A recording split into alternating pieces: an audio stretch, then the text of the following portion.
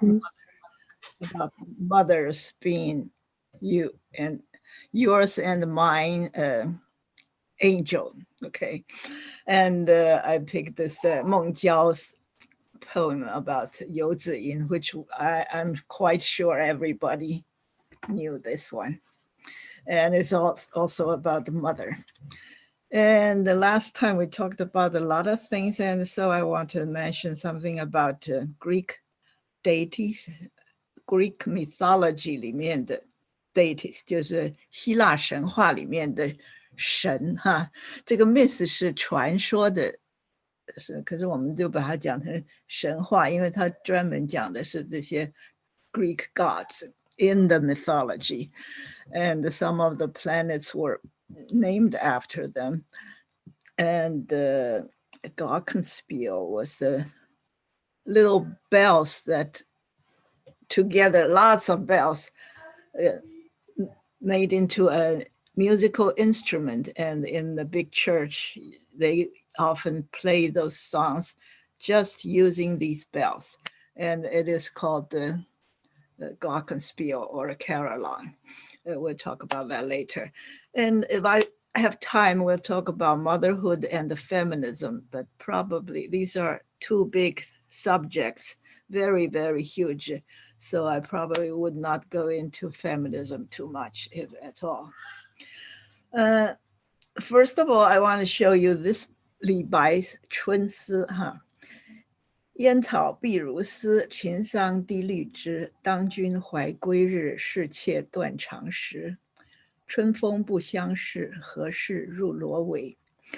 And last time I was talking about this pampas grass, that the kind of wild, tall grass or weeds, in most often in riverbeds, and they bloom and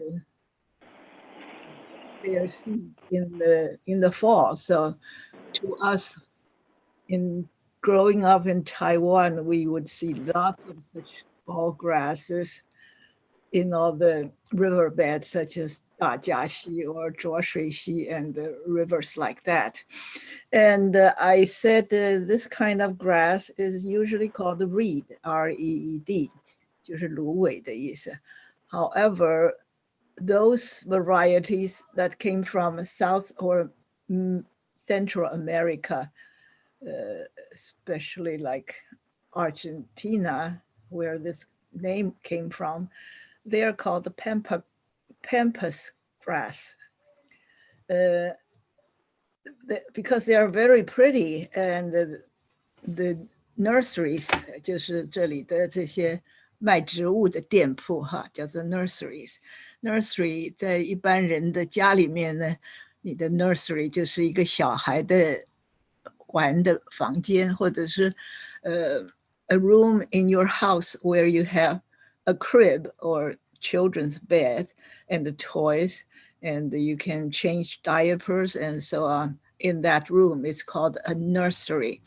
That is to nurture your children. However, when it comes to stores on the streets, a nursery is a store that sells plants, flowers, maybe cut flowers, but mostly plants with roots in the pot, and the tools and such things. So that's called a nursery. Because the pampas grass became so very popular in this country, people try to hybrid it and improve on the strains so that it becomes just magnificently beautiful. So that is a name for that kind of grass, which is much prettier than our generic river grass. So that's called pampas grass. It's from the grassland in Argentina. The name came from there. And otherwise, in our country, we call that reed. And the week before that, that's 2 weeks ago, I gave you the name rush, R-U-S-H. And rush is a kind of weeds growing by the river, but it's 令草. 令草 is used by many indigenous people to make baskets and mats, 做草席或者做编织这个碗盘啊，或者是装东西的篮子啊等等的哈。So the 令草 is a very much stronger. Yeah, the fibers are much stronger. So that is 令草. And because at that time, that's a week ago, when I mentioned 令草, I thought this was the poem about 令草, because I pronounced that first word as 燕.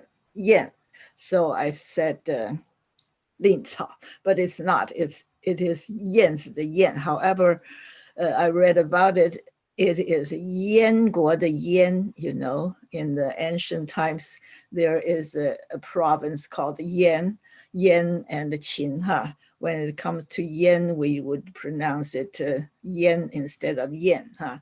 When I was younger, I remembered it as 燕草碧如丝, but now I know it is this woman who stays at home while her husband went on military excursions to 打这些匈奴啊，或者是西域的这些外族人啊。So this lady in the house stayed at home.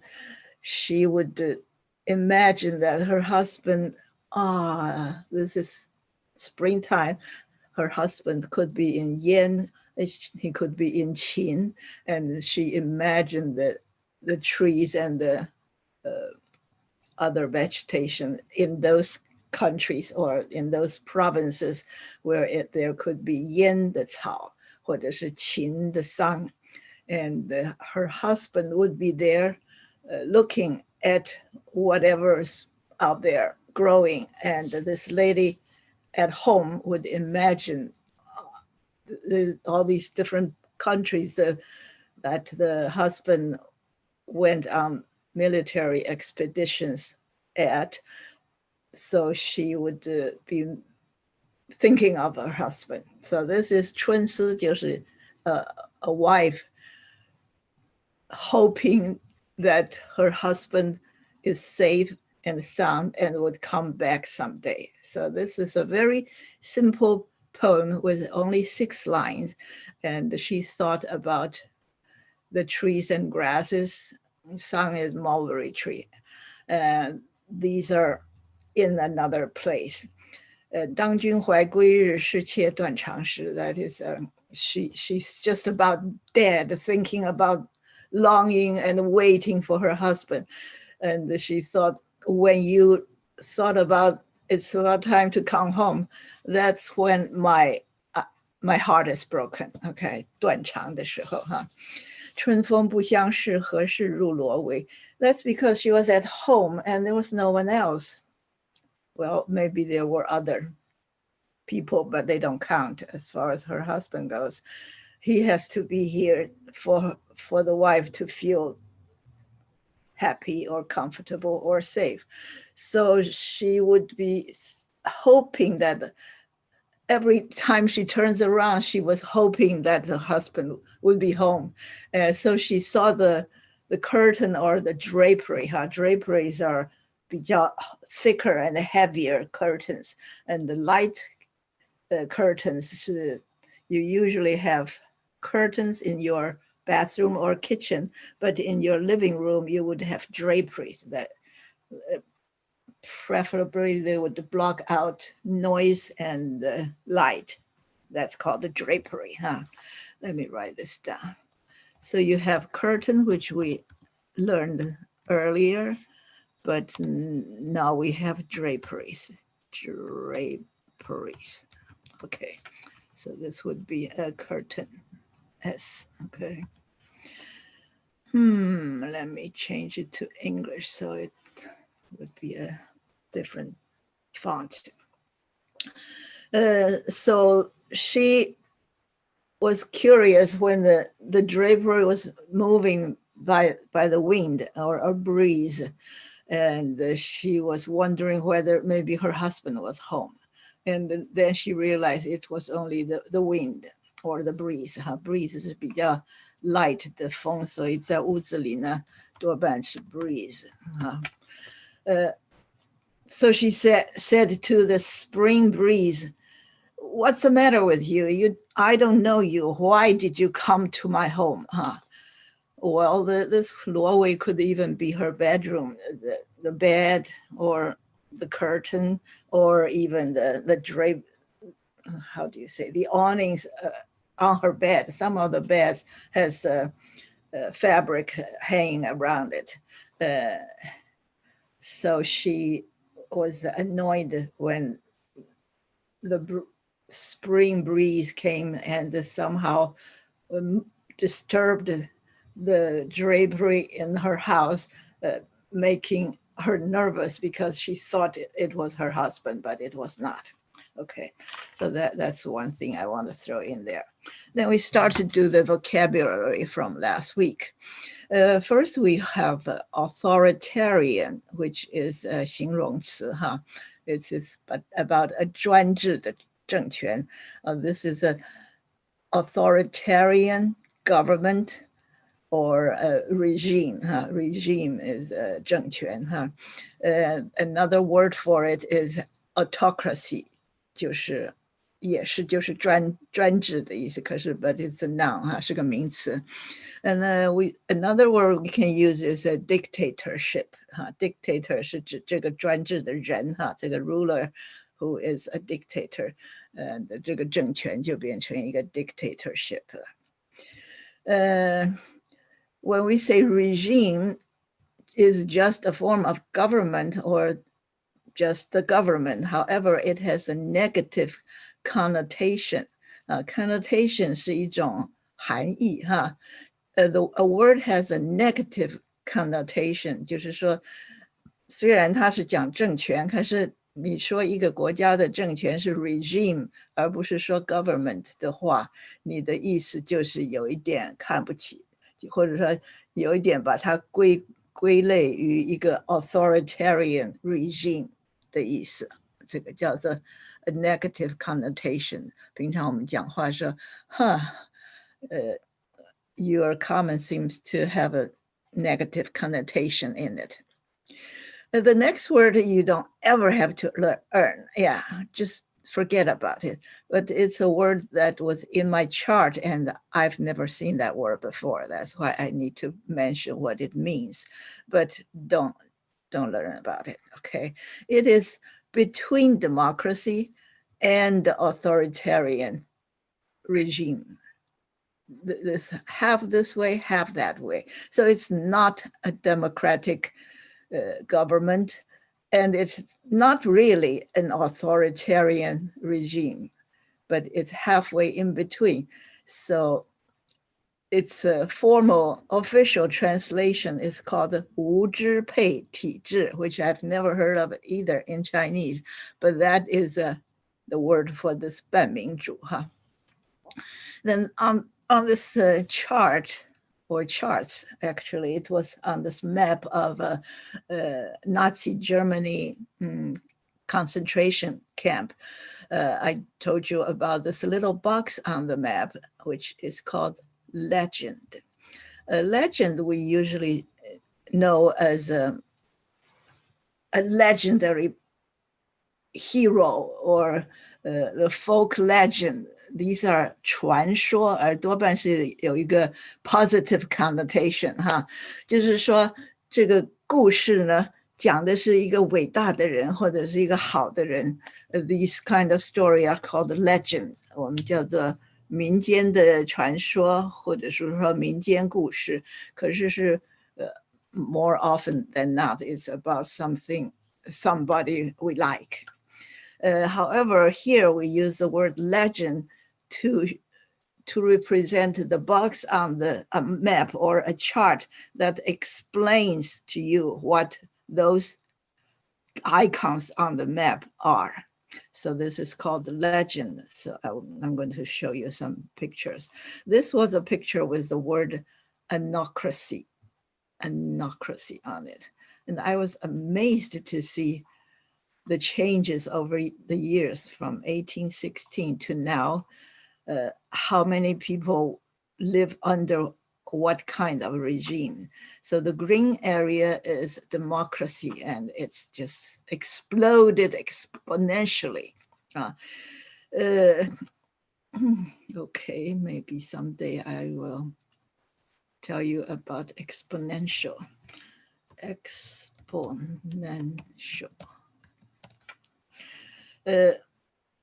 We have, well, since I'm not going to talk about it, you just know that there is such a word called exponential. It is when you have things multiplying in an explosive manner, 就是说长得非常快. Instead of going like this, you have you. We call it exponential. Yeah, we can talk about it next time. But I was talking about this chart. There are still a lot of people under autocracy, a lot of them, considering the growth in total population. This is still a considerable amount of people under autocracy. And as in between, these are people a little bit democratic and a little bit authoritarian. They are in this kind of situation. So it changes from time to time, depending on what time.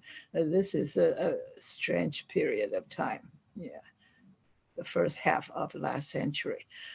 But basically we have democracy and authoritarian, or this is called autocracy. Okay, these two types are the main types.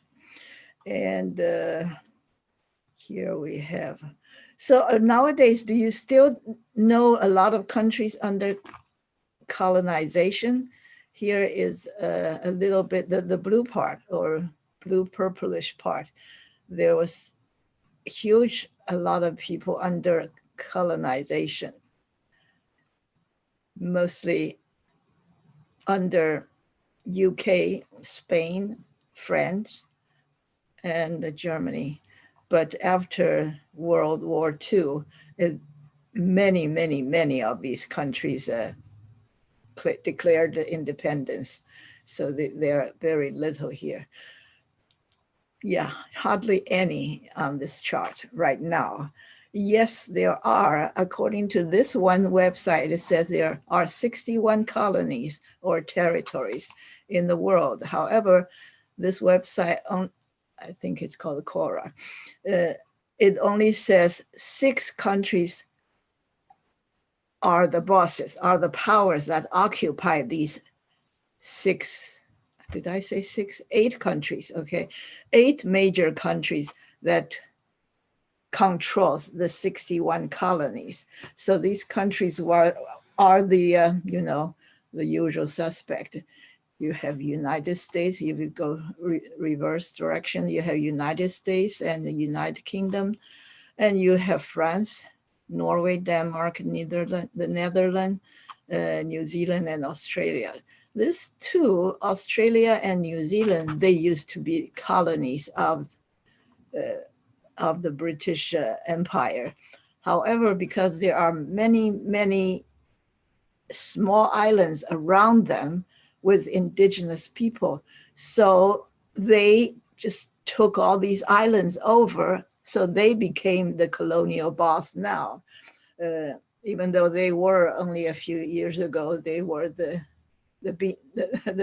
country, the area being occupied by the powers. But the major ones like Spain and and Portugal, they were gone.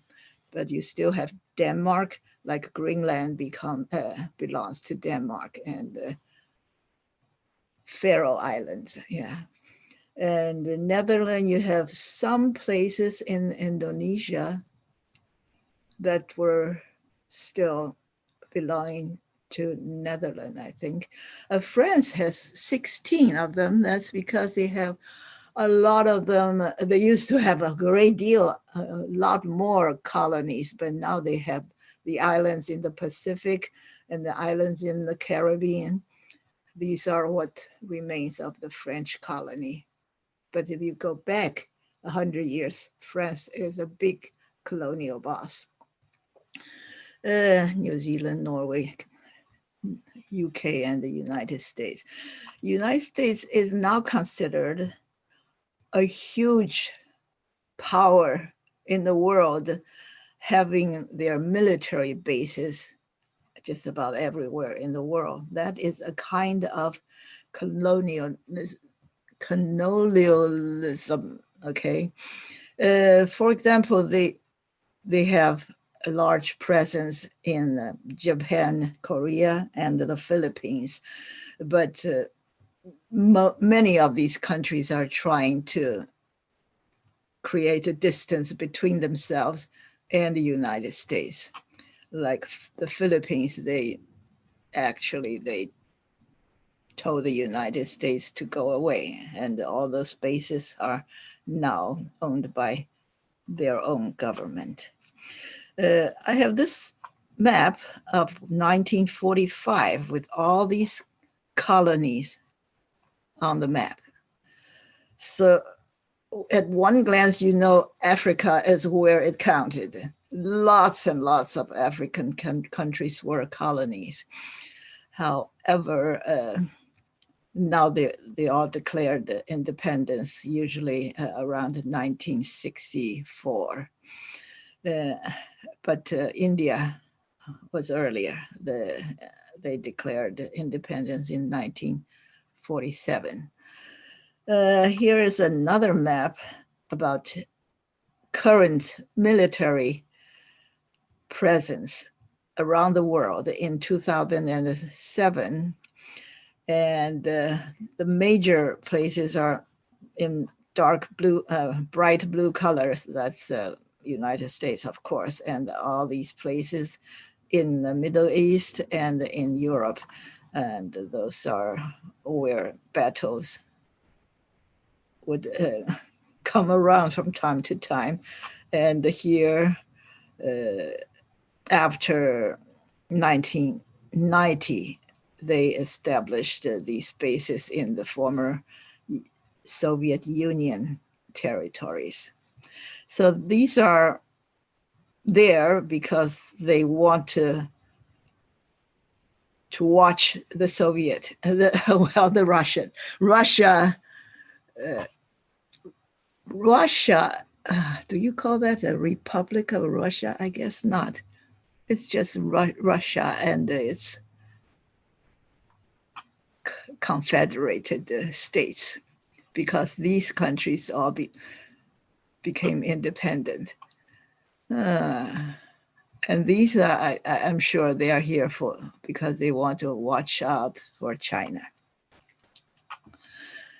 These are what I could find from other websites, but it's really a matter of opinion. For example, one says the largest colony is the United States because the native people did not control the government. Okay, so it's really a matter of opinion. I'm not going to go over this list. This is the map of concentration camps that I noted about the word legend. Here is the legend over here, because in this map you see lots of red triangles and red circles and the black boxes and the black crosses. Without a legend, you would be lost. You don't know what they mean. And on this map, on this map, it will tell you what kind of concentration camp it was. So I grabbed another map, which is a map of Falkland Islands, which has a lot of parts on this map. So this is called page layout cartography. Cartography, cart is from the word chart, which means map. So cartography is the study of maps. And this map was an example on Wikipedia that tells you the different elements on the map. So like this and this and this and this and this and this, all these things on the map. There are these things. One is a title, which is Falkland Island. This is the title. A scale bar is this. This is a scale bar. It tells you how far, how long represents a mile or a kilometer or 10 kilometers or 100 kilometers. So you know how big this thing is, because without it, you would not know exactly how big it is. And here is another scale that tells you how high the elevation, elevation 是说这个高度，海拔有多少哈 elevation, I guess it's spelled this way, okay. Elevation. So you look at this map and you know these are lower land, the green colored lower land, while the yellow area are the higher mountains. So if you have been to Falkland Island, you would know that, well, I guess I was here somewhere. You would know that it does have some higher mountains, but not a lot like Taiwan. Taiwan is mostly very high mountain. The map is balanced by the non-map elements below. Note the use of a locator inset. There's an inset. There's an inset map. It's over here. That is when you have a map of any place in the world, you don't know where it is in the world. So you would put an inset map that gives you a much larger area. Like this one was in southern part of South America. Then you would know exactly where Falkland Island is. So that is called the inset map. So when you check any countries in the world, first you want to know where in the world is this country. So it would help you. If you go check any country on Wikipedia, the first thing on the right-hand side will be an inset map that shows you where this country is in the world. And the legend, I have the legend enlarged here about this Falkland Island map. It has a city that are marked by either a black circle or a black dot, a solid black circle. So that means a city which is bigger or the smaller settlement. Falkland Island having only 1,000 or 2,000 people, it's really a place with very few cities. I think they have about 1,700 civilians, 就是平常的人，不是军人哈。While they have probably 1,300 soldiers. It belongs to the United Kingdom, and because in 1981, I guess, there was Argentina invaded this country. So right now, UK does have a good barracks or a military base there, yes. And it really props up the economy, because almost half of the people are supported by someone else, another country. Well, it's the same country, but they're a colonial boss. So a lot of money came from the mainland. Okay, and we have road or track because it is so sparsely populated. There are not many good roads. So many roads are just tracks. There's not paved. It's just you drive four-wheel drive into the land, and you drive frequently enough, it'll become a track. 我们说桃李不言，其下什么城西哈，就是说 if enough people walk on the trail, then it becomes a track, even though it's not a paved road. And triangular black triangle is peak, 就是高山的山顶哈。And the dotted red line is a ferry crossing. So with this legend on the map, you will be able to tell what it means. When you look at something on that map, you will know. So this is called a legend. Now let's talk about Greek mythology. Last time I mentioned there are all these different kinds of deities. Deities 就是神的意思哈。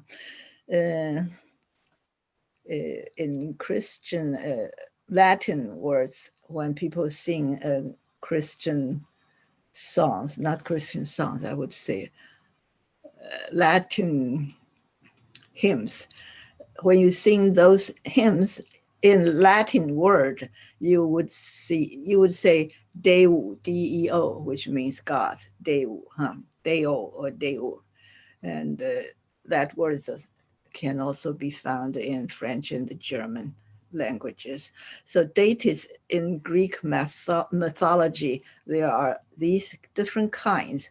And I thought I knew quite a lot of gods in Greek mythology, but it turns out most of them I knew were Olympians or nymphs, because there were several generations of Greek gods, which I never knew before 2 weeks ago.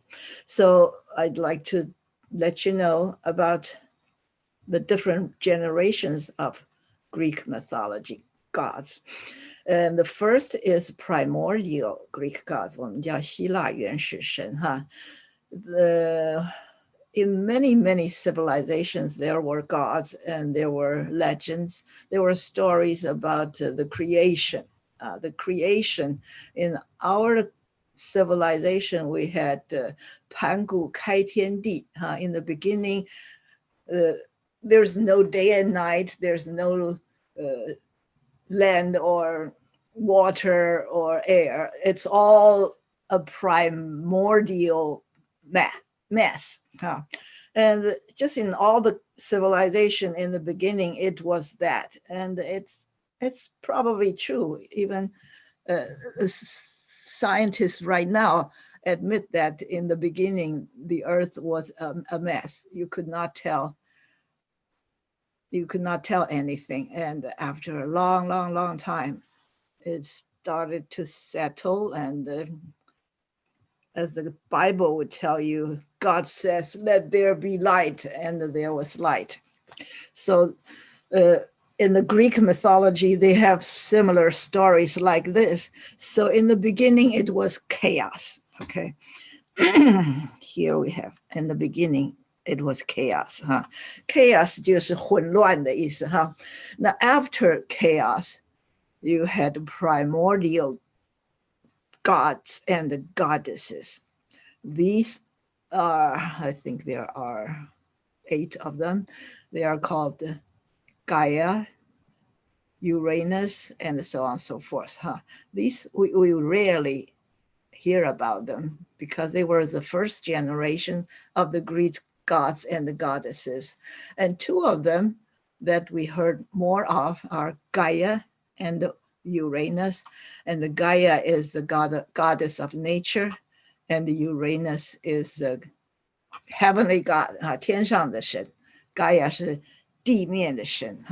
One is female, one is male, and together they had many children. And these children are the second generation of Greek gods. They're called the Titans. When it comes to these words, they were in existence for thousands of years, and they were pronounced differently. They were pronounced in the Latin fashion. So Uranus would be called Uranus. However, when English language became so prevalent everywhere, prevalent 就是说到处都是意思。Prevalent, I guess it's like this. Okay, so when English language becomes very prevalent, then many people speak the English and they pronounce words differently, like Uranus. So nowadays people all say Uranus, but in the beginning, for say 2,000, 3,000 years, they were called Uranus or something like that. So these two gods, they gave birth to the Titans, which is called the Titan for thousands of years, but now we call them Titans because of English pronunciation. And all these gods they had lots of, these two gods had many children, and these new children are called the Titans. And we say there are 12 Titans, and there are 6 gods, 6 Titans, and 6 well, also Titans, female Titans and the male Titans. There are 6 and 6 each, 6 male and 6 female. So these are the second generation. They came from the 2 gods of the first generation in the primordial times. Then these are Titans, and some of them we have heard of, some of them we're not familiar with at all.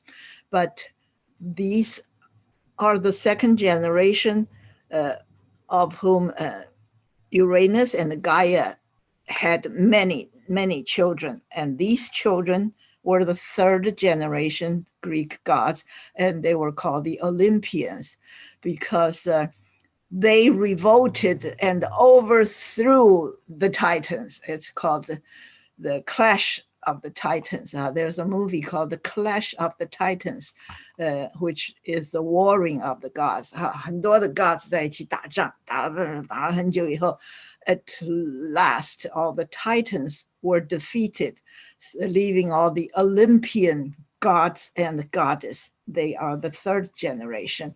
And just about everything we heard about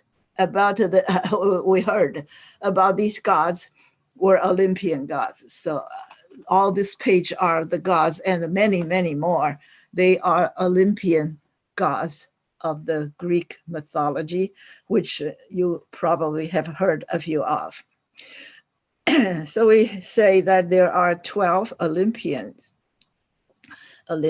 gods, but because they were created by they were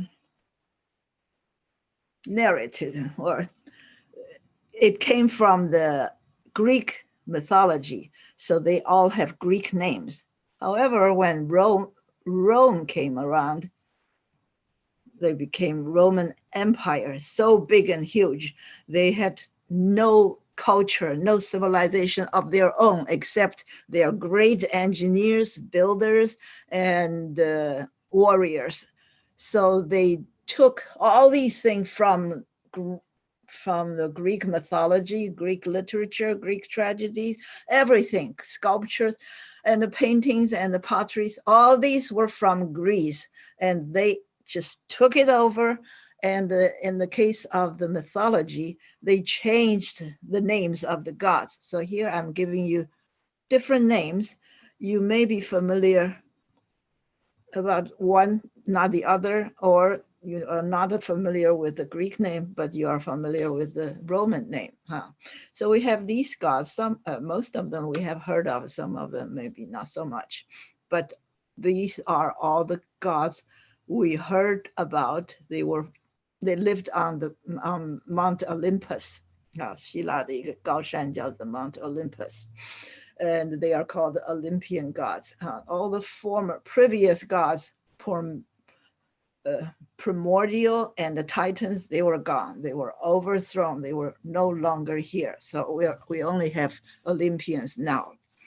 They are Zeus, or called the Jupiter in Roman mythology. 这是天王哈, Zeus. So you say, who is Uranus? That's another 天王, but no longer exists because they were overthrown. So you have Zeus, or Jupiter, and his wife Hera, or Juno, and the god of the sea, Poseidon or Neptune. Now we use Jupiter Neptune, and so on, as the name of the planets, which we're going to talk about a little later. But these are from Roman mythology instead of from Greek mythology. The next one I haven't heard of. Demeter, it's also called the Ceres, and this is a god of cereal, 就是谷类的神哈。We also have a 谷类的神叫做社稷哈。社稷和稷是一个禾木边，右边上面一个田，下面好像一个文吧。So in the agricultural civilization, the grains for cereal is very important, and that is what it is. Then you have Athena or Athena, that's a Greek name, Yadiena, huh? And Minerva, which is the Roman name for this. She is a 智慧的女神. She's also in charge of other things like war strategy, 军事战略，或者是hunter. She's also a god of hunting. I'm sorry. It's not her. I sometimes get it mixed up. This Diana is a god of hunting, but Athena, I thought, is similar to that. They're both goddesses, okay? And then we have Apollo, which is 太阳神. It has the same name, Apollo, in Roman mythology. Artemis, we do not hear as much as Diana, which is a goddess of hunting. 这是打猎的神 Diana. Artemis is also a goddess of like motherhood, or it's 是个女神，所以她很多这个女人的什么，比方说 marriage or nurturing children. These are the goddess for such purpose. And the next one we know, Mars, is the 打仗的神 战神 we hear the Greek name much less often than the Roman name Mars. The next one we don't hear very much of. Vulcan is a god of volcano, because some countries there weren't very few volcanoes, so it was not in the ancient vocabulary.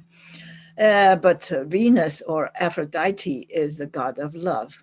That is very, very important in any old culture. And then there's a Hermes, or you can say Hermes. It's also called Mercury, who is a messenger. 他是给人送信的. So when you see a picture of Mercury, he would be wearing 2 shoes with little wings on the shoes. That means he's a speedy delivery person.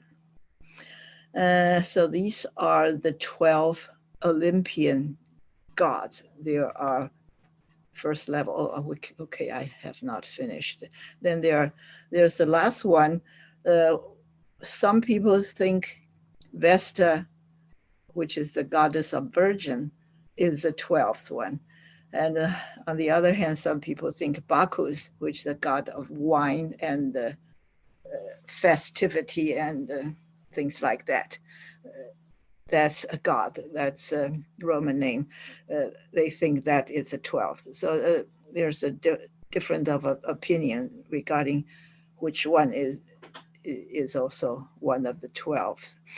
And Dionysus, I think I heard more Bacchus than Dionysus before, but now I see them both often. But Vesta is the goddess of virgin, which is less commonly known than Bacchus. People love to worship Bacchus for happiness and for drinking. So after that, okay. Then there are the lesser gods, the nymphs. Nymphs is a category that consists of many, many, many kinds of, you may say, sprites or fairies or whatever. There are different translations for this word, but it is mainly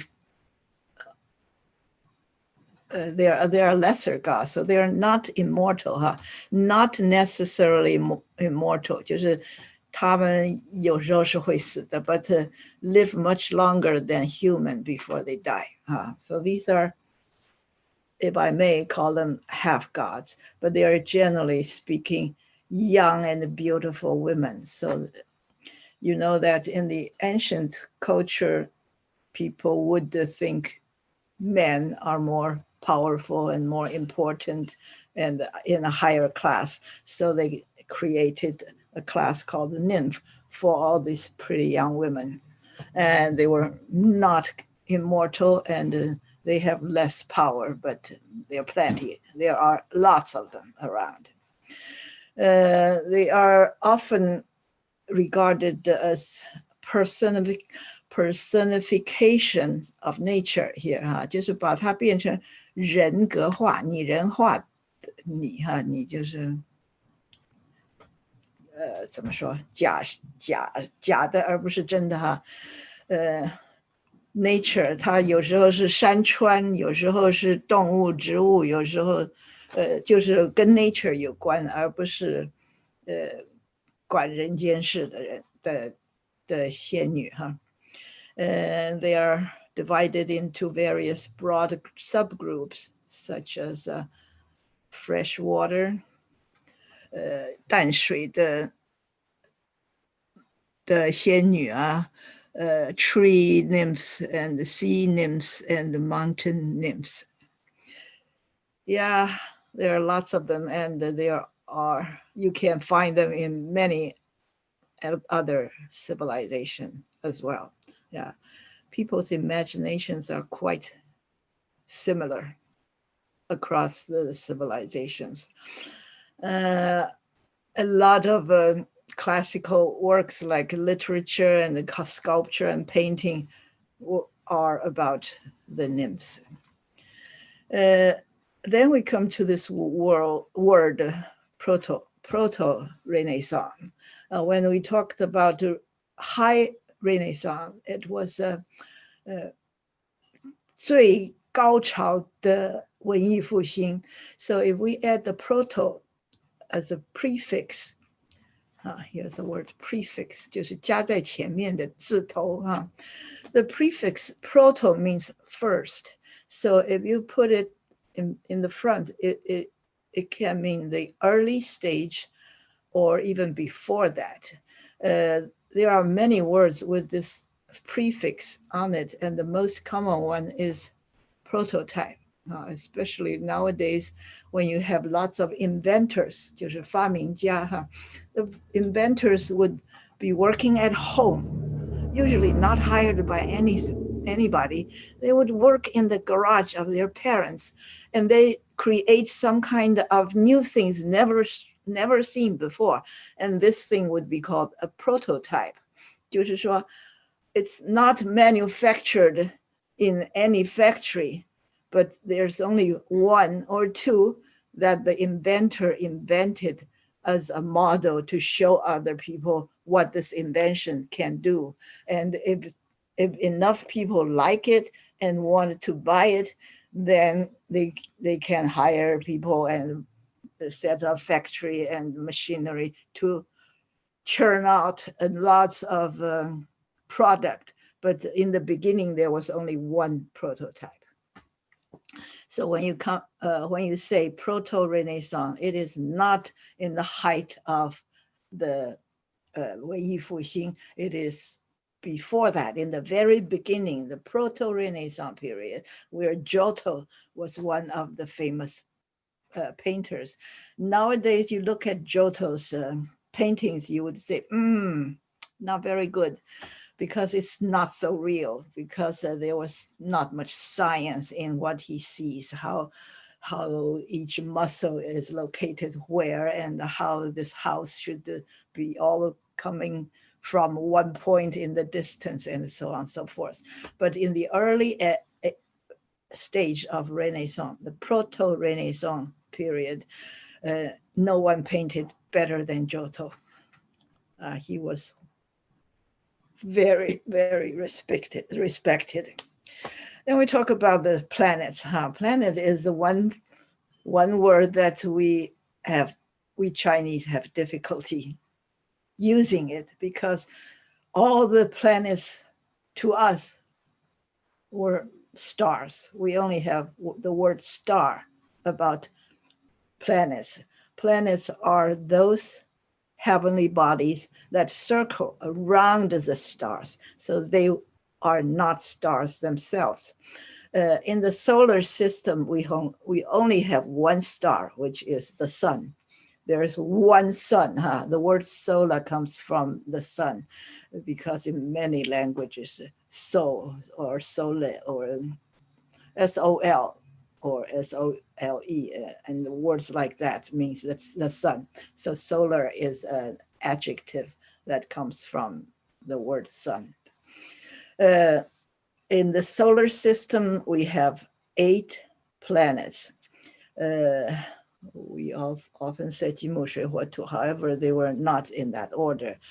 So I have a picture of these 8 planets, and you would say, what happened to the 9th? We always knew there was Pluto. The Pluto is at the bottom. Pluto is called the Mingwang Xing, and it's no longer considered a planet, because it's just some debris in the space that's little pieces of ice and dirt and gas and so on.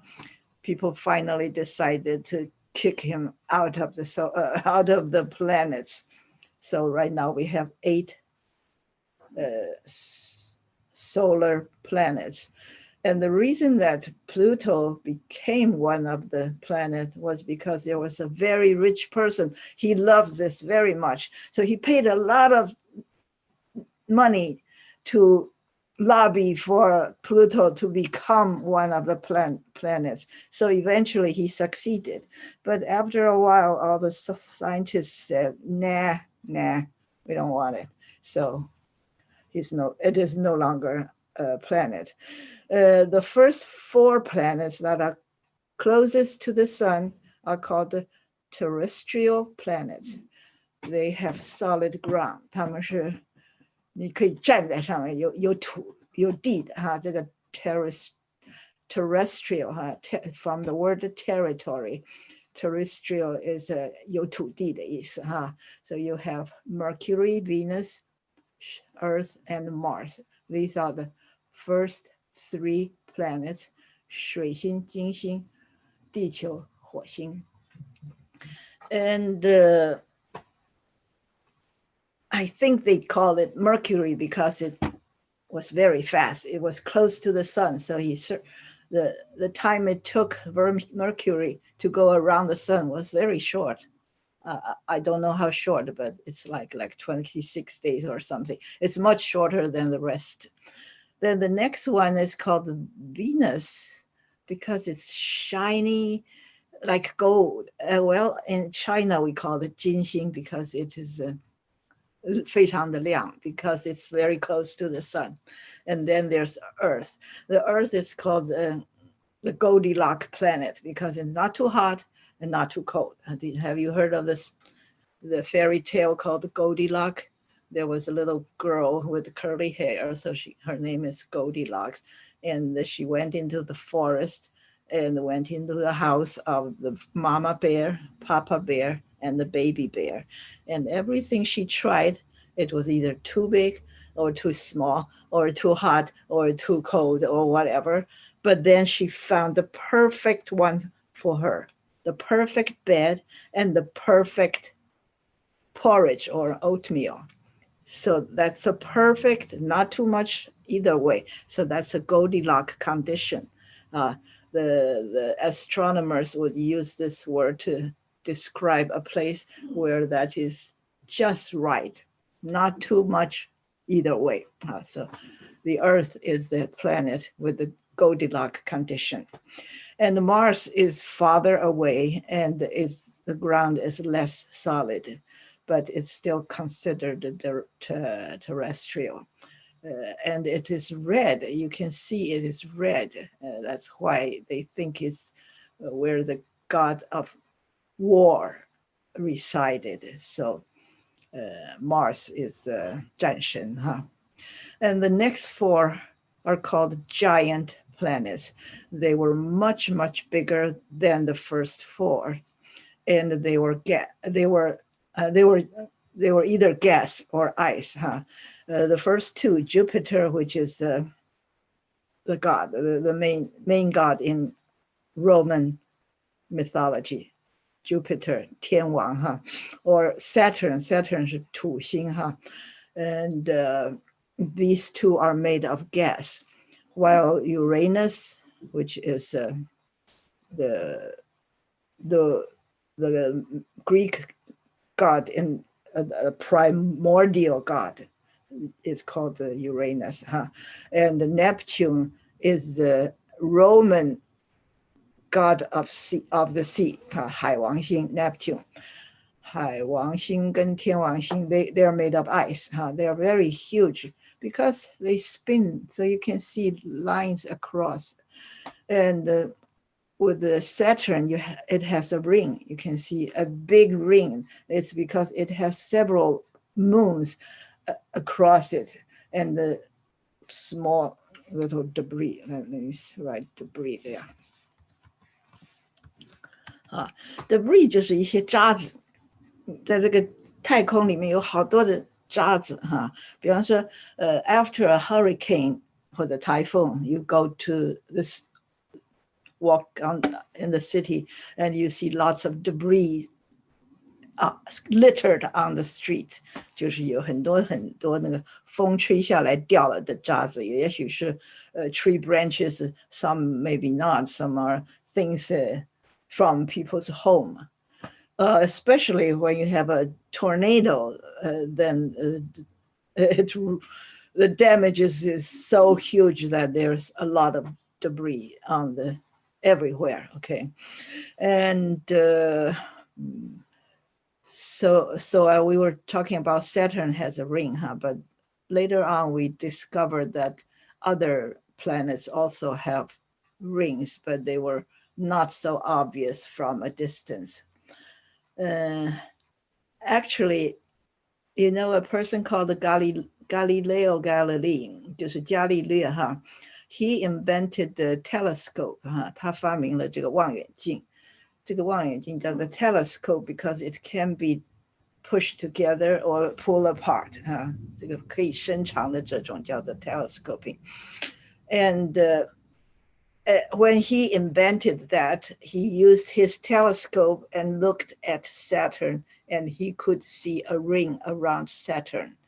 That's like 500 years ago. So that was a great invention.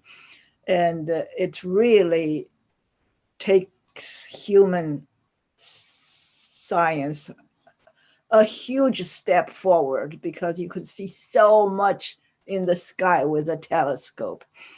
And he could do a lot of calculation and realize that all these planets are going around the sun while the sun was there, not moving. And the church, the Catholic Church, was furious, and they put him in jail for such kind of blasphemy. Okay, that's where you don't have to learn yet.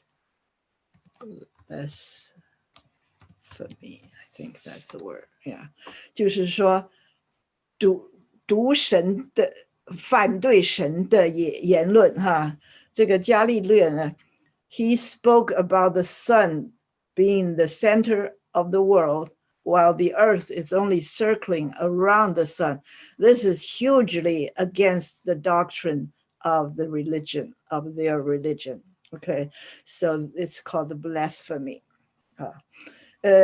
So he had to write a confession saying he was wrong. He should not have say such a ridiculous thing. And he has to promise that for the rest of his life, he would never mention this in any books or in any lectures. He was under house arrest. This is what happened when you do something so great. So I told you about all these planets. They are not stars, 行星. And here I have a chart of all the symbols. Here's the word symbol. 就是一个标志哈. Nowadays we say something as an icon on your desktop of your computer. It is a symbol, like Venus is this shape. Later on, it was used to mean female. For a very long time, this represented the Venus, the planet, but then came Linnea. 我们叫的林奈哈, this Swedish botanist or biologist. He invented the way taxonomy, 就是分类学哈, 把所有的动物植物都分类啊, 这个叫做 taxonomy. I think I have Linnea somewhere later. Oh no, I forgot. Okay, I don't have it. So can I write something here? Okay. Okay. 我们有这个林奈这个人，他发明的这个 taxonomy 哈。Ever since he put a name on everything he could possibly lay his hands on, all the animals and all the plants, then he has to have some kind of word for or a symbol for male and female, because there are so many birds that are different in appearance when it comes to a male bird and a female bird. So he decided to use this symbol, the symbol that we used for Venus, to mean female, and this one for Mars to mean male. Okay. So that was very recent, I think maybe 200 years ago. So this is a new way to express male and female, but now we all know that's what it means. And here we have sun and moon. Sun is a star in the middle of the solar system, and the moon is a planet circling the Earth. Many of the planets have planets of their own, and they have many have more than one, but we only have one, which is moon. And I think moon has a little Juno circling around it. So I'm just stop right here and give you the last one, which is Glockenspiel. Glockenspiel in Chinese is called zhongqin.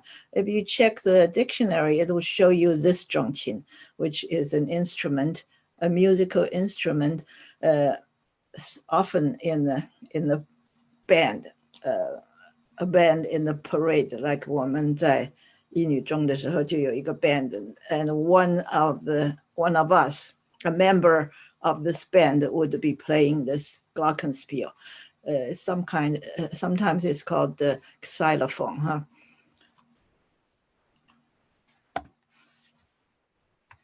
Xylophone.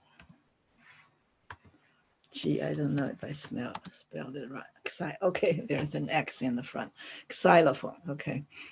X-Y-L-E, xylophone, okay. This is what we call that instrument, but in truth, it's also used for other kinds of instrument. If you go to many churches or parks, they would have a band of a huge amount of bells of different shapes that together would be a musical instrument that plays songs, quite often looking like this. This is a Glockenspiel, 就是中琴哈, Glockenspiel, which is also called Kerala. Okay, I'm thinking about Kerala here because I did not finish this word. In German, a Kerala is called the Glockenspiel, while in French, the Glockenspiel is called a Kerala. So these two are the same thing, but depending on where you're from. And the Kerala is just a group of bells that together create music. But in German, it's called Glockenspiel. In French, it's called a Kerala. So we have this one, which is typical of a big, big church that has a huge Kerala. This one is in St. Petersburg. It's one of the biggest churches in St. Petersburg, and they are very religious there. So this is a Kerala. I think they call it Kerala, probably. It depends on where they got this word from. I know that Peter the Great came from the Netherlands. He went there to be an apprentice for 18 months, and he learned every trade in the world. He could build ships and build houses and everything. He was the ruler of Russia, but he went to the Netherlands, 就是荷兰, and studied for 18 months and learned everything, imported all the knowledge he knew. And St. Petersburg was the city created by him from nothing. It was just marshland when he arrived in St. Petersburg. So he built a little house, a cabin there, and he stayed there, and he built that into the huge city. Okay, so this is a traditional Kerala, but in Germany, they did a lot to it. So you don't see the Kerala now, but you hear it. But it's usually at a city hall, which is called a Rathaus, okay? It's a city hall with a clock there. And if they want to attract tourists, every hour they would have this Glockenspiel show. So people would all gather there when it's 12 or 1 or 2 or whatever, maybe starting at 10 or 9 in the morning and all the way into evening. Every hour on the hour, 我们叫做 on the hour, 就是在那个钟头的整点的时候哈 on the hour. People, tourists would gather in the square, yes, waiting for this show called Glockenspiel. And this is in Rothenburg, a very famous little town promoted by Rick Steve. And you would see there is a sundial. There is one little stick, a stick in the air in front of the sundial at different times of the day, depending on where the sun shines. It would have put a shadow on this board, and you will be able to tell what time it is. So the first one is a sundial. Okay, it's a sundial. 我们叫做日久哈. And then there is a double eagle. Double eagle is the symbol of Austro-Hungarian Empire, 奥匈帝国的标志哈，这是他们的 double eagle， 表示它是既往东边看又往西边看 because it is Austria combined with Hungary. Hungary is Eastern Europe and Austria is Western Europe. So they created this double eagle as their symbol. And here you have 2 blue windows. This is where the show comes up. And underneath they have traditional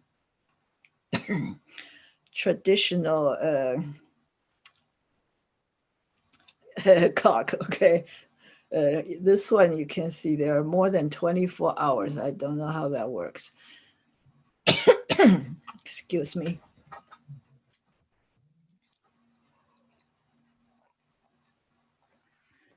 Excuse me. So there are 2 windows here, okay? And So when the clock strikes, say 1 o'clock, then you will see these windows with different people coming out. And in Rothenburg, you have 2 people drinking beer behind these 2 windows. When the time comes, they would raise their glass and drink their beer from the stein. I think it's called the stein, a tumbler, or OK， 就是一个大的啤酒杯。OK， this is in Munich， 就是慕尼黑哈，这是他们的新市政府哈。It's called the Neue Rathaus. And this Glockenspiel is not this one, huh? This is only a pillar, but here is a huge Glockenspiel with lots of show going on when the time comes. And here is in Prague 就是捷克的布拉格哈，捷克的布拉格有一个 astronomical clock， 就是天文钟哈。Huge, beautiful clock, intricate, and it was built in 1410. That's more than 600 years ago, and it's still working. Sometimes needs repair. When I was there in 2005, it was covered under repair. But when I went there recently in 2016, I could take this picture because it's working properly. And it also has a rooster on top that would crow when the show starts. And there are 2 windows that you can see figures going around. And on this clock, here is a rooster, a golden rooster.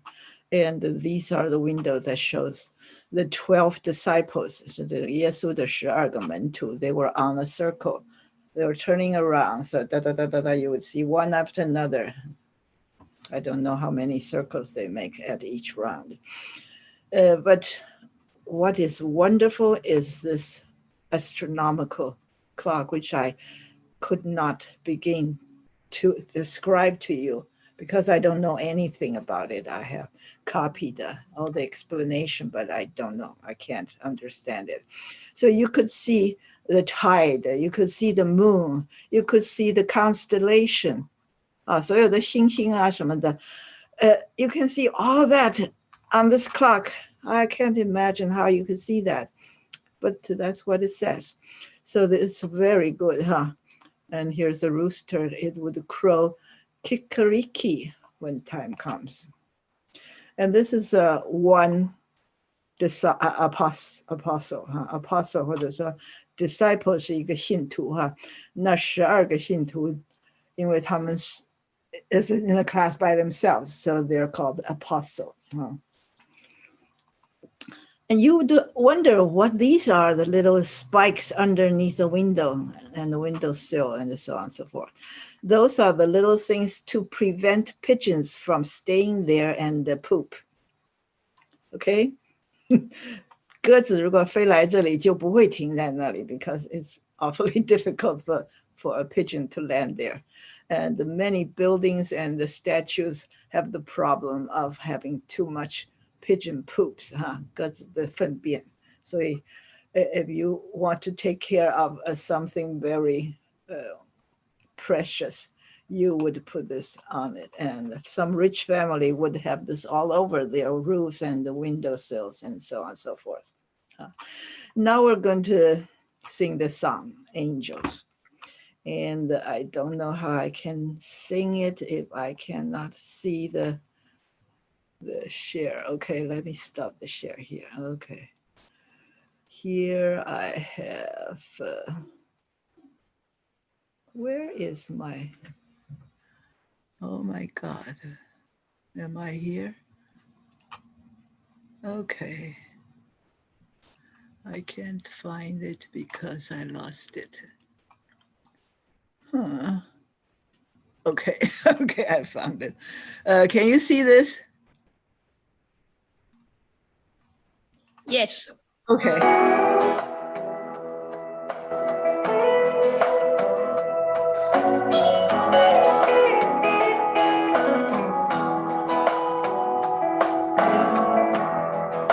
some of the boys were sitting around the other night. Started talking about politics, religion, love, and life. And what a shame it was about 9/11. And what about hell? And what about heaven? And is there or isn't there angels here on earth? And then one guy said, well, you can take that for what it's worth. If it's something I can see or something I can touch, well, I might believe in all that stuff. So I just had to say to him, are you telling me you've never seen an angel, never felt the presence of one standing by? No robe of white, no halo in sight. Well, you missed the most obvious thing. Man, are you blind? Just look in your mother's eyes.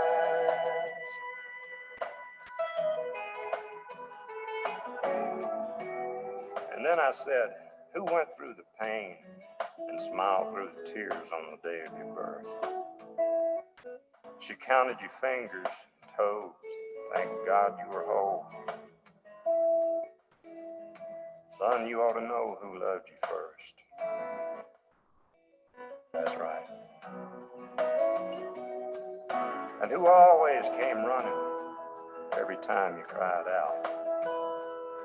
And how many more things have you forgotten about? And who tried their best to teach you wrong from right? And how many nights did she leave on a light while she waited and prayed till you came in? And who will be there for you right up to the end? Think about it now. Are you telling me you've never seen an angel, never felt the presence of one standing by?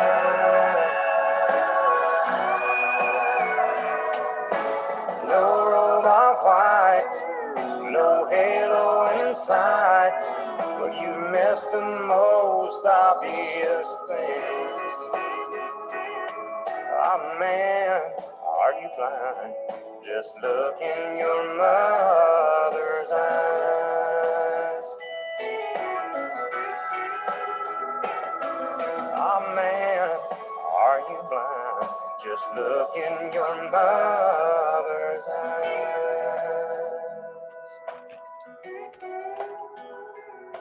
That's right. Okay. It's also kind of straightforward.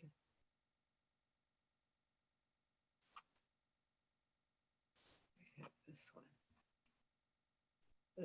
Okay, are we back? I have Randy Travis, and he had a long narrative. Narrative 就是叙述的部分，而不是唱歌的地方。Narrative. He said he used this very folksy manner to say all these things. And he's a very religious person, and so you feel that he's just one of your friends. Me and some of the boys were sitting around the other night, started talking about politics, religion, love, and life. So they talked about everything, and what a shame it was about 9/11. And what about hell? And what about heaven? Then they talk about heaven and hell, 天堂跟地狱. And then one guy said, well, you can take that for what it's worth. This is a way to say that I don't believe that. You can take that for what it's worth. To me, it's not worth much because I've never seen God or angels. If it's something I can see or something I can touch, well, I might believe in all that stuff. 如果我看得见 angel 的话 maybe I'll believe in angels, but I could not see any angels. So I don't believe that. The word he used is that you can take that for what it's worth. Okay? Then he started to sing. Are you telling me? I'm sorry, there are lines at the end. Well, so I just had to say to him. I just had to say to him, but actually to him. Are you telling me that you've never seen an angel? Never felt the presence of one standing by? 你难道从来没有看过一个天使吗？你从来没有感觉到他的存在吗？觉得他就站在你的身旁哈 ，felt the presence 哈。我们说现在是 present，有 past and the future and the present, and the presence is also a word that means being there. So when the teacher 点名的时候 would say name roll calling, they would call out each person, and the one whose name was being called would say present 就是说我在这里的意思哈。Feel the present 就是感觉到有它的存在哈。No robe of white 没有穿白色的袍 ，No halo in sight 这个神上头顶上常常画一个大的圈圈，就表示它是神圣的哈。You probably have never seen anybody with a real halo inside. 你可以看得见他身上有一个 halo 哈。Well, you miss the most obvious thing. 如果你觉得你从来没看过一个 angel 的话 ，you miss the most obvious thing. 那这个最容易看到的，你居然就没看到，你错过了哈。Man, are you blind? Just look in your mother's eyes. 你难道是瞎子吗？你就看看你妈妈的眼睛，你就知道 there's an angel. Okay? It's very lovely put. And then I said, so he started to talk, I suppose. Then I said, who went through the pain and smiled through the tears on the day of your birth? 你知不知道在你出生的那天是谁经过这种种的痛苦而流着眼睛微笑着迎接你的诞辰 She counted your fingers and toes and thanked God for you were whole 她一生下来你的mother would count all your fingers and toes to make sure there are 5 each. It'll be pretty disastrous if you had more or less than that number. And when you had the correct number of fingers and toes, she would thank God you were whole. 你是一个整个的人哈。Son, you ought to know 这个 ought 就是 you ought 哈。来这个 ought 是从这里来的哈 ought， 可是如果 ought to 连在一起就变成 ought 了哈 ought you ought to know 你应该知道 who loved you first. That's right. 世界上第一个爱你的人是你的妈妈 and who always came running every time you cried out. 每次你一叫的时候他就很快的跑来看你是出了什么事情 And how many more things have you forgotten about? I remember that when I was in elementary school, my home is next door. So every time in the morning, I would run to the wall and yell at my mother so that she would throw over the wall the thing that I forgot. It happens just about all the time. So she would remind you that how many more things have you forgotten about 你不管是真的东西还是真的事情或者是 knowledge or whatever, 你忘记了的，他都会提醒你哈。Who tried their best to teach you right from wrong， 要拼命的教你哈，不是说随便教一教就算了，一直要不停的教你什么是对，什么是错。And how many nights did she leave on the light？ 晚上你出去没回来的时候 ，she would leave the light on for you, so that you could see how where the keyhole is or where the stairway is. Usually we have an outdoor light, and some people leave it on all the time, but I only leave it on when someone in the house did not come home yet. And she waited and prayed that you came in. While she left the light on, she would wait and pray that you came in. One thing I'm really ashamed of is when the baby cried in the night, I never woke up. I never did. Okay. And who would be there for you right up to the end? Of course, this is the end of the mother, not the end of you, because she would usually die before you die. Think about it tonight, huh? He wants you to think about this tonight when you go to bed. Think about all the things your mother did for you. Then she said, sing the same thing. Are you telling me that you've never seen an angel, never felt the presence of one standing by? No robe of white, no halo in sight. Well, you missed the most obvious thing, huh? Obvious 就是很明显的，一眼一看就知道的，obvious. Oh man, are you blind? Just look in your mother's eyes. 然后他又 repeat, all right, oh man, are you blind? Just look in your mother's eyes. 这个 mother's 应该打一个撇哈，一个 apostrophe. That's right. Here I have a picture of Randy Travis, who is probably a little younger than we are.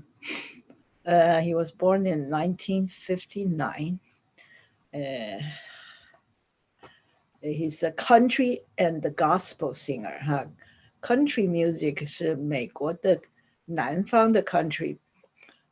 他有特别的风格哈 and often country music would be songs with singing about a broken heart or a longing for a girl or a broken up with a girl or how the husband treated you badly and so on, things like that. As to gospel music, gospel is a 福音哈。in New Testament 就是新约圣经里边的the first 4 chapters, the first 4 books in the New Testament of the of the Bible. I was thinking about writing down Testament. Testament. Okay. 三心两意的 OK test when I pressed A it became all caps.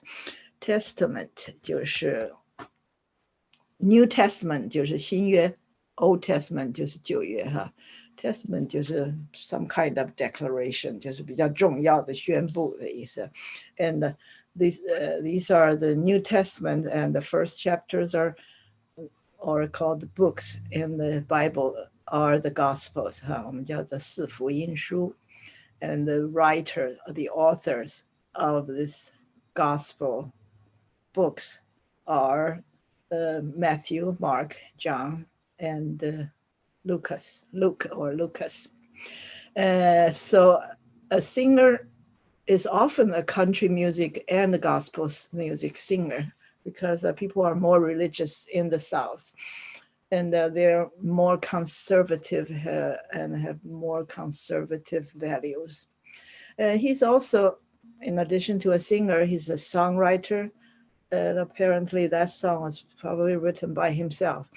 Guitarist, he plays guitar good enough, he would be considered a guitarist, because some of the singers just do a few chords. They could not really play guitar very well.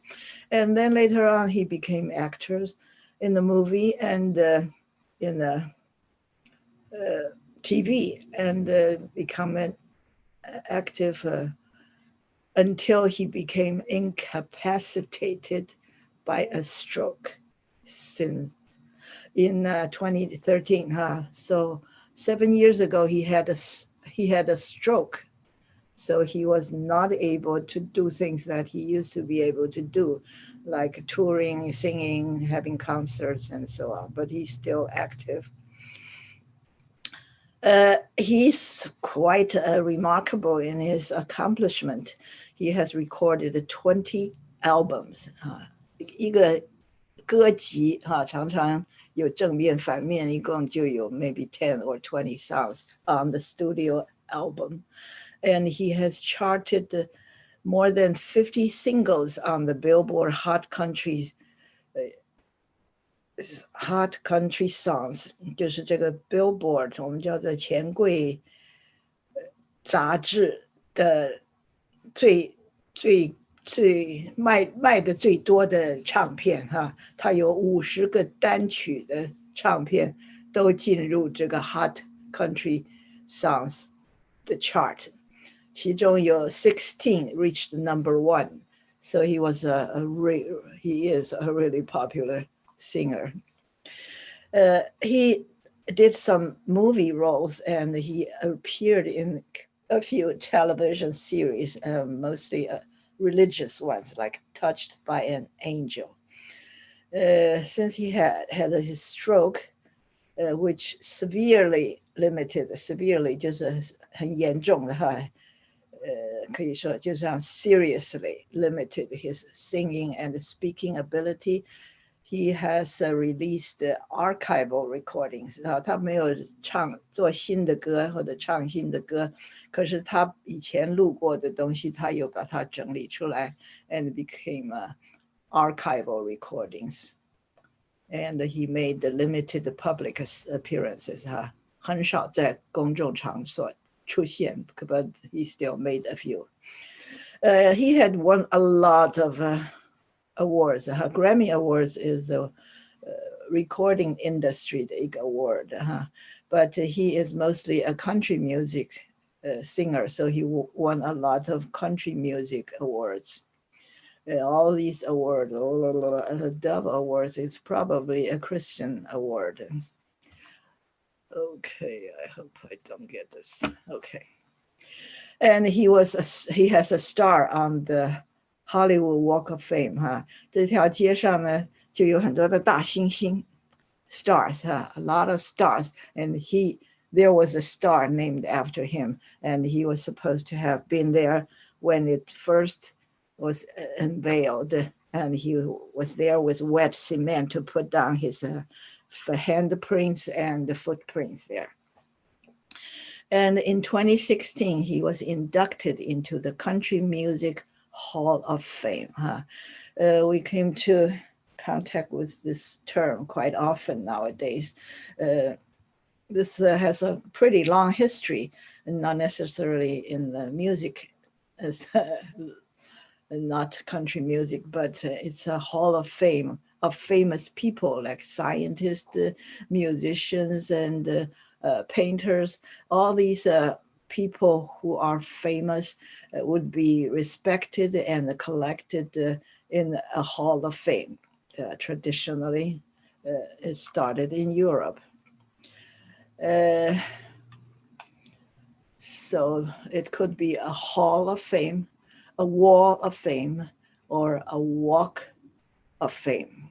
都是用来把有名的人放在一整排让大家来欣赏的hall 就是一个大厅堂. Sometimes it's even a museum. In America, there were quite a few of Hall of Fame museums, mostly for sports and music. And there were also a wall of fame, 一整墙上面有一个人. Or in the library, there could be a row of busts 哈 when we say bust 就是一个胸像哈bust 是胸的意思，可是 a bust as a word for about sculpture is 胸像 from 头顶到颈子下面哈，这个叫做一个 bust. So I've seen old libraries with lots of busts of you know important literary person or scientists. Usually a bust represents the person enough without the whole cost of the entire body. So a bust is quite popular for Hall of Fame display. This is one of the very early Hall of Fame. It's in Munich. 就是慕尼黑哈，德国的慕尼黑，在1807年哈 1807. So that's a long time ago that the idea was conceived. Conceived 就是说一个 baby 被 conceive 就是卵子跟精子结合在一起叫做 conceive， 所以他这个 idea was conceived in 1807， 就是说他的这个想到的这个主意是那个时候产生的 but it did not happen right away. It was built between 1830 and 1842. So that's one of the earliest Hall of Fame. And the term was popularized, popular 变成 popularized 就是变成 popular 到美国呢特别喜欢这个 Hall of Fame 哈。In the beginning there was a Great Americans Hall of Fame for Great Americans at Bronx Community College. That was one of the first in New York City. So here you have a corridor. 一条长廊两边都是人像都是伟大的美国人 And I'm sure they were not sports or musicians, sports figures or musicians. But for Walk of Fame, here is a picture of Hollywood on the street. You can see a lot of stars, and there are more and more every day because more singers and actors and all kinds of people. In the beginning, they were just actors, but then there were directors and the musicians and the sound and the technicians of all kinds. So that is in Hollywood. And this is a Baseball Hall of Fame. It's one of the most famous American sports Hall of Fame in this country. It's very, very big in Cooperstown, New York. Of course, there are now also others like football and all kinds of sports Hall of Fame, okay? And when it comes to awards, there's a term called the EGOT. EGOT is for a person who won 4 of the most prestigious awards in performing arts. Do you know who they are? One of them is Oscar.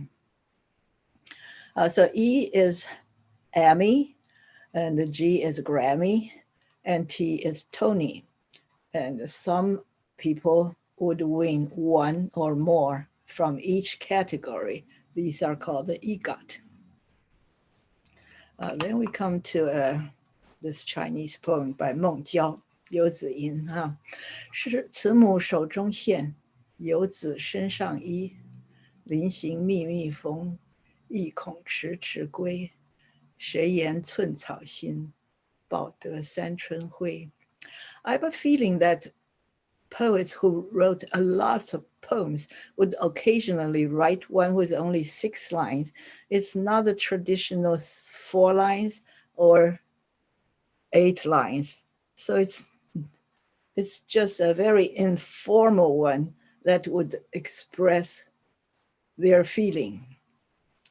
It's not something that they want to glorify or something they want to memorize for a long time, but it's something that they feel very strong about it, and they could not leave that feeling untouched.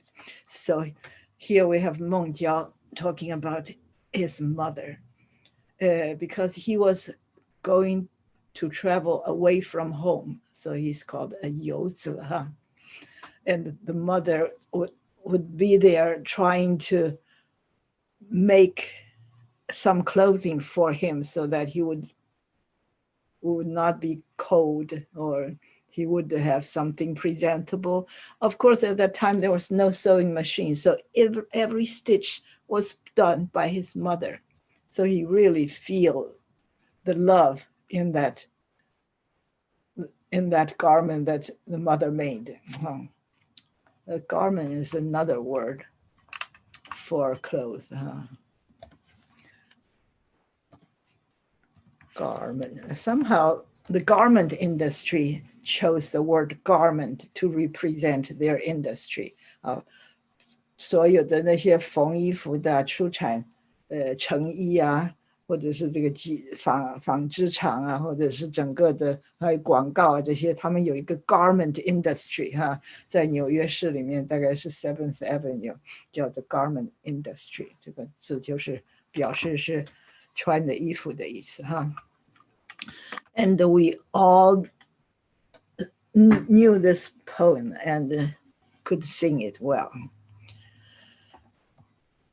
Here we have Meng Jiao. He was in Tang Dynasty, hence he was in the 7th to 8th century. He's also called Dong Ye. When we were young, we studied the Hanyu, the 纪十二郎文. If you remember it, it says 去年孟东野往, 就是说去年孟郊 passed by my house, and the thing and that. So Meng Dongye is the person who wrote this poem, and he was a very close friend of Han Yu. And he was 浙江人, 有名的诗人. For him, like Su Shi, he passed the 进士 when he was 20, while his younger brother passed it the same time. So he was 18. But for Meng Jiao, it took him forever. He thought he would never, ever pass this exam, but he finally did. When he was 46 years old, he passed the imperial exam, and he wrote this poem. 昔日龌龊不足夸，今朝放荡思无涯。春风得意马蹄疾，一日看尽长安花. He was just so happy beyond the belief. He thought about his poor past, years and years in the past, when he was so strapped for money and with no respect from others, could not boast anything at all. But now, this is a new day for him. He 放荡四无涯. Oh, he could think of hundreds of different things that he could do now because he passed the exam. 春风得意马蹄疾, when he rode on the horse in the spring breeze, he was so happy and elated. 这个 elated 就是很高，非常的意气高扬 elated. 一日看尽长安花, 长安是他们的首都, 他虽然是浙江人, he went to Chang'an for the exam, or after he was chosen, he went to Chang'an to have an audience with the emperor. We say audience 就是 to visit a prominent person. You can have an audience with the Queen of England, or you can have an audience with a president, even though nowadays people don't like to have an audience with Donald Trump. And you can have an audience with the Pope. These are really high positioned people that you go to visit. That would be called an audience. Not even your teacher. No, they're just not the top level. This is a word for the really, really top people that you go visit. And 诗求 is a word people call 贾岛 and 孟郊. 孟郊 and 贾岛以苦吟著称. bitter when they were composing a poem. They're so bitter. It's so hard for them. They have to chew and diligently work on it with lots of hardship.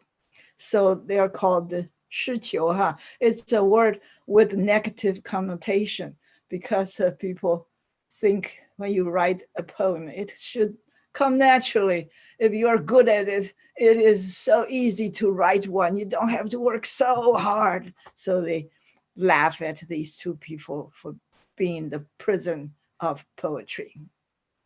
And Su Shi called them, these are all later people, not contemporary people. Huh? Su Shi is one dynasty later, and Yuan Haowen is 2 or 3 dynasties later. Yuan Haowen 是元朝人哈，所以苏轼说他们两个是骄寒岛瘦。It's also because they were quite poor and they often don't have enough to eat, so they're both very skinny. So 苏轼 called them 骄寒岛瘦。And 元好问说他们是诗囚哈。这些都是各种人这样批评他们的意思。But I don't know enough of their poems in order to make any judgment. This 慈母手中线 did not appear to be too bitter or coming from a lot of hardship. And 韩愈以散文著称哈， he wrote lots of great essays. And so people at the time would say 孟诗韩笔. 笔 is a word representing writing literature, which is not poetry. They don't rhyme. So essays or prose or proposition, things like that, we use the word 笔 represent prose. And 诗就是 of course 是押韵的。贾岛 is very famous for the term 推敲. Nowadays, we always say 推敲.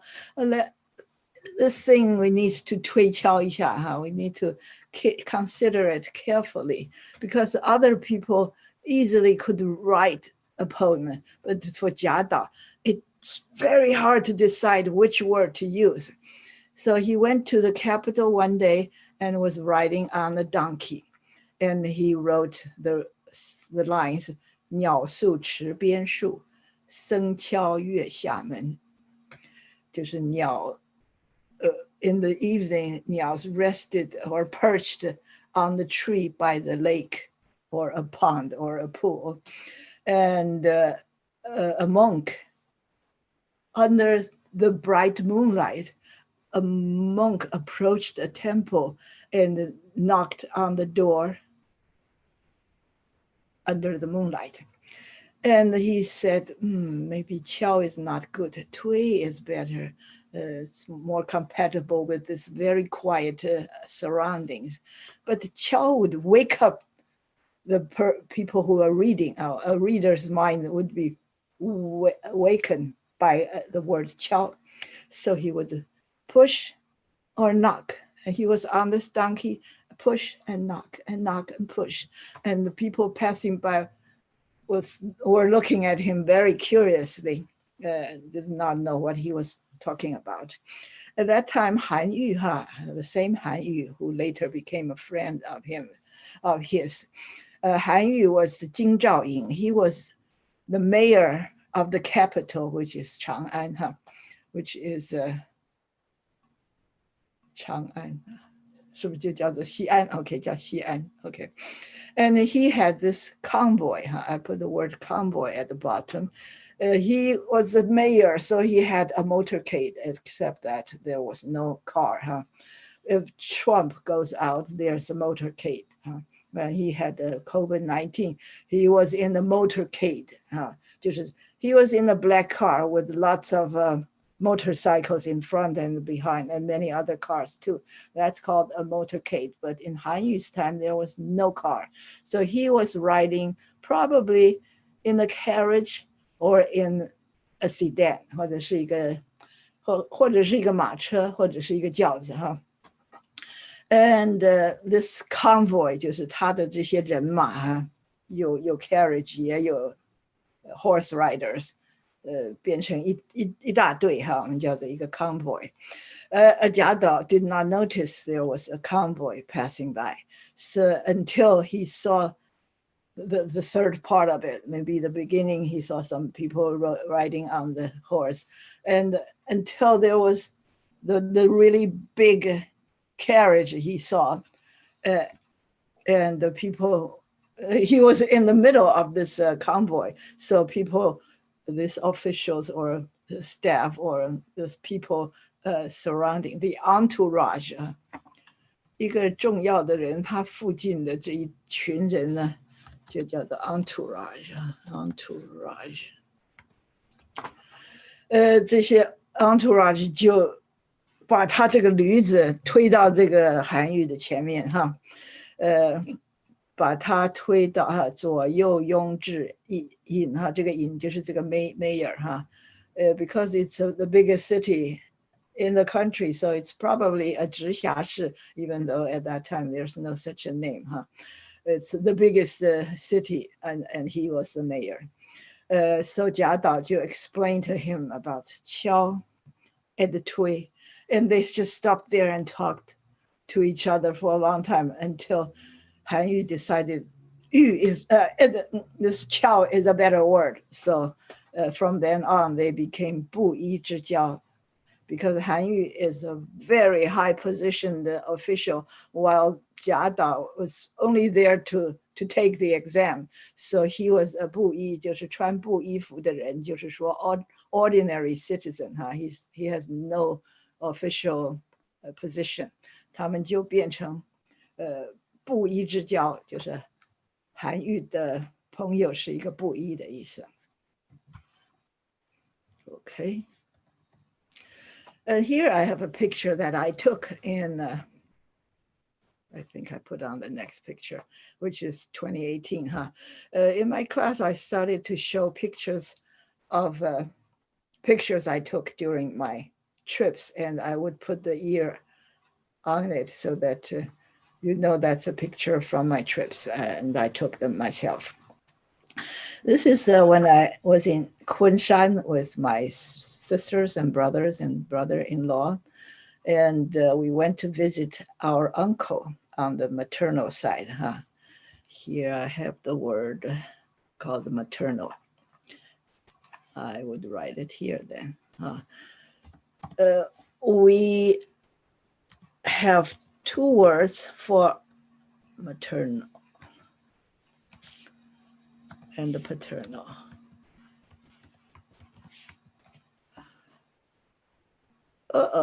Wrong letter. Here we have this one, which is L. The relative we visit is our maternal uncle. 就是说是我妈妈这边的 uncle. 在中文来说就是一个舅舅. If it were a paternal, I'm sorry, paternal, it's PA, and there's no R. Paternal, if it's a paternal uncle, then it's either a 伯父 or a 叔父, depending on whether they're older or younger than my father. So there's a word maternal and a paternal, but in all the Western cultures, you don't make a distinction unless you specifically say it's maternal or paternal. They have just the word uncle or aunt. It could be from either side and could be older or younger than your parent or whatever. And they have even a word with wider meaning, which is cousin. That's just about every relative you can imagine is a cousin, while we have hundreds of different words for all these different relationships. That's how much we value and we depend on the relationship. It defines our culture and defines our daily life. Okay, so this is a picture I took in that little village where my uncle's apartment is called the 里社一村, 这个像车库的库, 这个叫做社, So he lives in an apartment called the Li She, and this village is called the Li She. And in Meng Jiao's time, it was called the Li She, okay? And they are in Kunshan, okay? So that's a place we passed by while we were walking after we visited our maternal uncle. And we passed by this very small park with a statue. Here is one relief, 这个叫浮雕哈 relief 叫做浮雕，而这个是个 statue with the plaque 哈，这个是个 plaque，我们最近也学过这个 plaque 这个字。So it's a statue of the mother and the son, but you could not see the son very well unless we enlarge it, not enlarge. This is the second picture I took.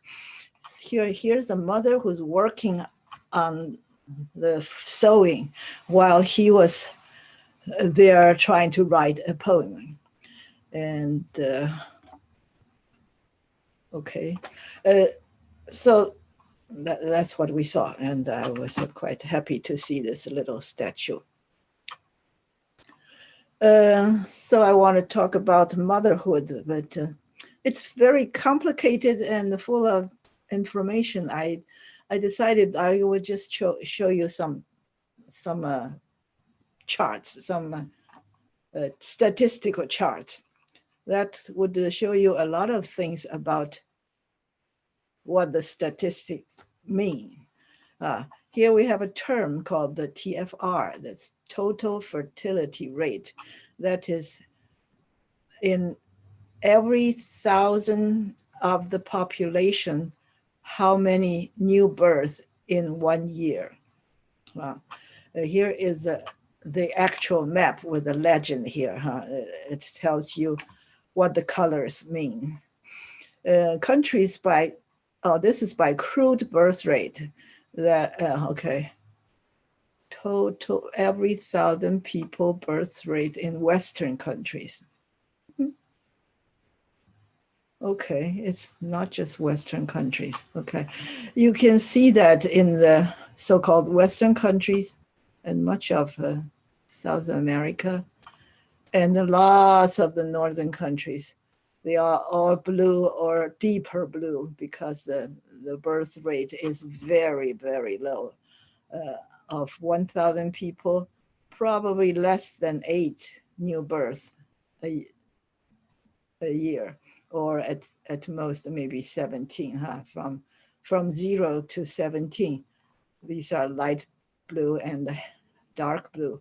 But those that are orange or yellow or green, they have much higher numbers, even above 46. That's many, many times than the 8